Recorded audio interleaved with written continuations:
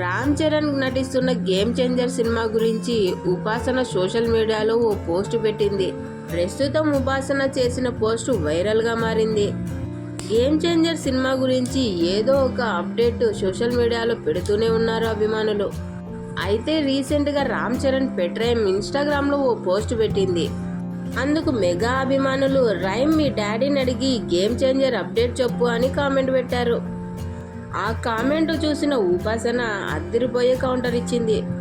Rhyme మీకు game changer update ఎలా చెప్తుంది? గేమ్ చేంజర్ సినిమాకు రైమ్ ప్రొడ్యూసర్ కాదు, డైరెక్టర్ కాదు కదా అంటూ ఓ స్మైలీ ఇమేజ్ని షేర్ చేసుకుంటూ కౌంటర్ ఇచ్చింది.